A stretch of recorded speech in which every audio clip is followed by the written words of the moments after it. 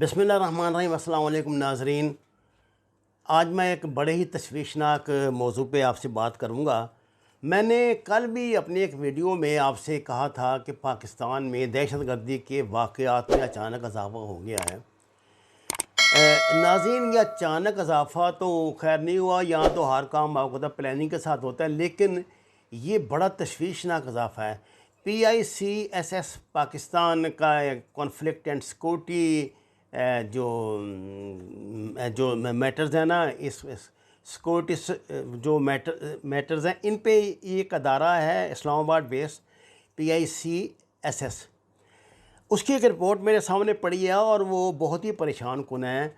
वो रिपोर्ट ये बता रही है कि 2018 के बाद, अक्टूबर 2018 के बाद सबसे ज़्यादा जो दहशतगर्दाना हमले हैं वो 24 मई, वो लास्ट मई 2021 में हुए हैं।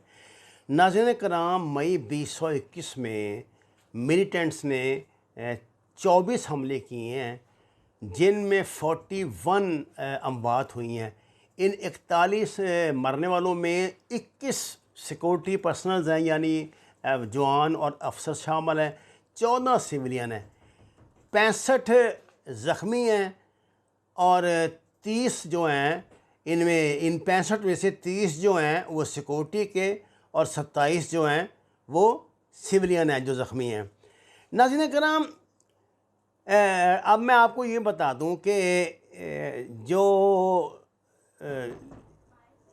41 अमवात जो है ना, ये पहली मर्तबा इसमें ये हुई हैं 2018 के बाद। अच्छा, अब मैं आपको थोड़ा सा अप्रैल का बता दूं, यानी ये करीबन 2 गुना से ज़्यादा हमले जो है ना वो इजाफ़ा हुआ है। अप्रैल में 13 हमले हुए थे, इनमें 12 अमवात हुई थी, 12 में से 8 सिविलियन थे और 4 सिक्योरिटी पर्सन्स थे। और ये कहा जाता है कि जो ये 12 ये हैं जो मरने वाले हैं, मैंने आपको बताया ना कि इनमें से 8 सिविलियन थे और 4 सिक्योरिटी पर्सनल थे। नाज़रीन कराम, ये 2018 के बाद पहले ख़तरनाक ये फिगर्स हैं जो हमारे सामने हैं। ये है तो वो तो रिकॉर्डेड हैं। देखिए, आपको इस बात का पता है कि ये जो हमारे जो फाटा के जो एजेंसीज़ हैं, इनमें कुछ ऐसे होते हैं हमले, एक दो जहां बंदे मरते हैं जिन्हें ये दुश्मनी का नाम दे देते हैं या कुछ और कर देते हैं, तो उसको इसका ज़िक्र ही नहीं करते। इससे पहले इतनी तादाद में हमले अक्टूबर 2020 में के एक महीने में अमवात हुई थी, इतनी तादाद में 40 अमवात हुई थी। अब ये इस मरतबा तो 41 अमवात हुई हैं। और यह अचानक जो इसमें शूट हुआ है ना, जो ये हाईएस्ट नंबर जो हैं वो अब हमें मिल रहे हैं, ये बड़े परेशान हुए हैं। नाज़रीन कराम, ये जो हमले हुए हैं बलूचिस्तान में हुए हैं 14 हमले। सबसे ख़तरनाक बात यह है कि इन यानी 24 में से 14 हमले बलूचिस्तान में हुए हैं, जिसमें 33 लोग जो हैं वो जाँ बहक हुए। 17 सिक्योरिटी के लोग थे, यानी फोर्सेस के लोग थे, 11 सिविलियन थे और 50 ज़ख्मी हैं। 6 हमले हुए हैं फाटा में। फाटा और आप एजेंसियों को मिला लें, इनमें सिर्फ 4 लोग मरे थे। चारों का ताल्लुक जो सिक्योरिटी फोर्सेस से था, जो शहीद हुए हैं।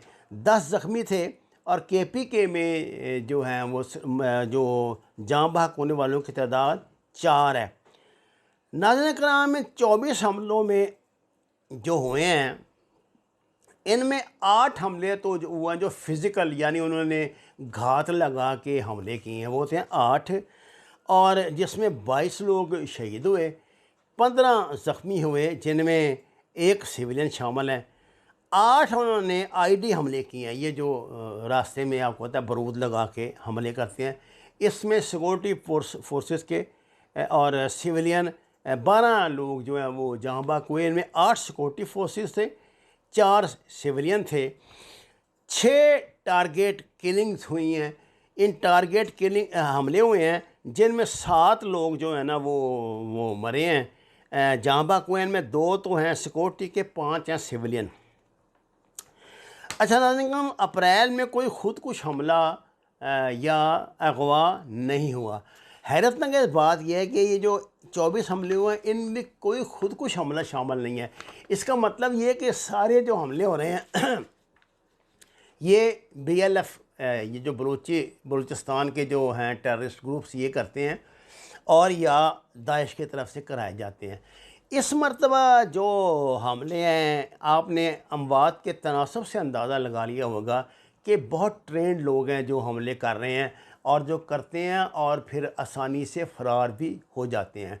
मैंने इससे पहले भी इस सिलसिले में सवाल उठाया था, जो हमारी फेडरल फोर्सेस हैं इनमें से, कि इनकी वो स्किल नहीं है, वो इनका ट्रेनिंग लेवल नहीं है, और यहाँ आर्मी के ट्रेंड बल्कि SSG को जो है वो होना चाहिए।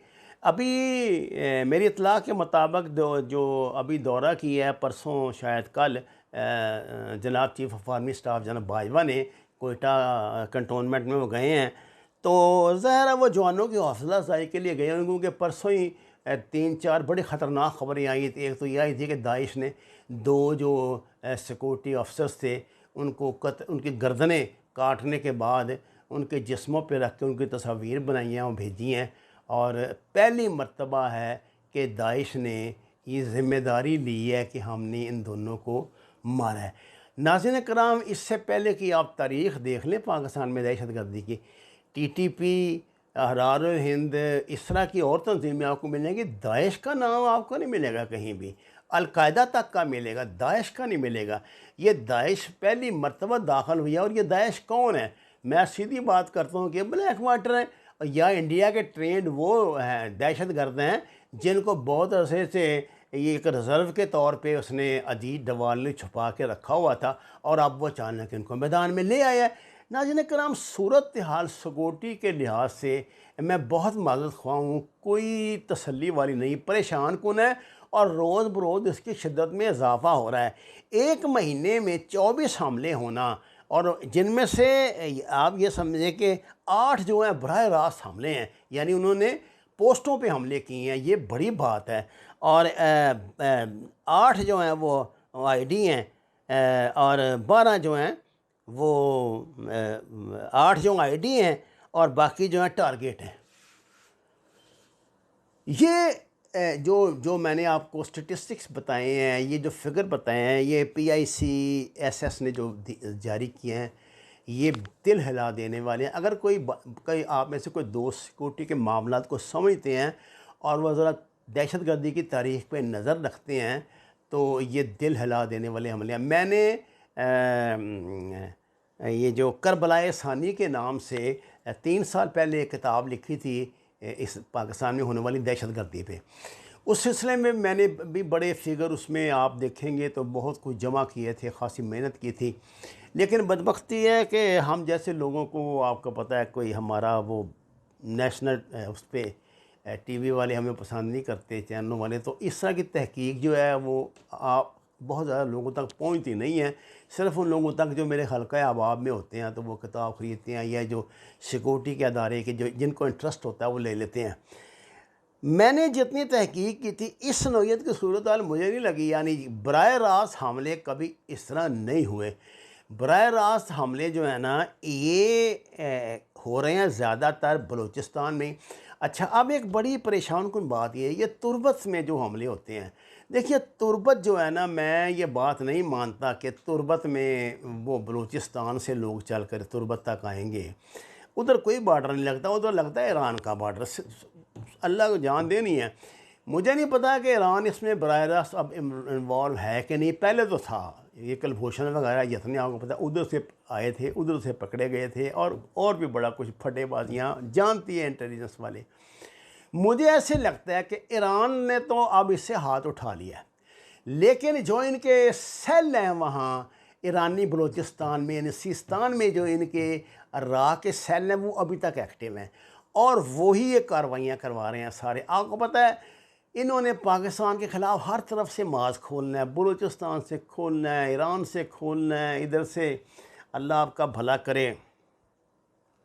ये आपका जो हमारा खैबर वाला बॉर्डर है उधर से खोलना है, हर तरफ से ये पंगेबाजी पाकिस्तान के साथ करवा रहे हैं NDS और ये मिलकर इंडिया। उनका टारगेट ये है कि इतनी दहशत गर्दी फैला दो, इतनी परेशानी कर दो इधर और अफ़गानिस्तान में कि अमेरिका वहाँ रुकने पर मजबूर हो जाए, और तालिबान ये नहीं चाहते। और अब इस हवाले से भी बहुत कुछ तशवीशनाक ख़बरें हैं। मेरा जी नहीं चाहता अभी आपको बताऊं, क्योंकि जब तक ये बातें कि मैं और सोर्सेज से भी तस्दीक न कर लूं, मैं आपको अभी परेशान नहीं करना चाहता। लेकिन आपको ज़हनी तौर पे तैयार रहना होगा, और ऐन मुमकिन है कि माजी की तरह जिस्मानी तौर पे भी अब होशियार रहना पड़े। व मा अलैना इल्लल बलागुल मुबीन। नाज़रीन किराम, दरख्वास्त है कुरान और नमाज को तर्जुमे के साथ जानिए, हमारे चैनल को सब्सक्राइब करें, लाइक्स दें, सच के सफ़र में हमारे साथ चलें। आपका शुक्रिया।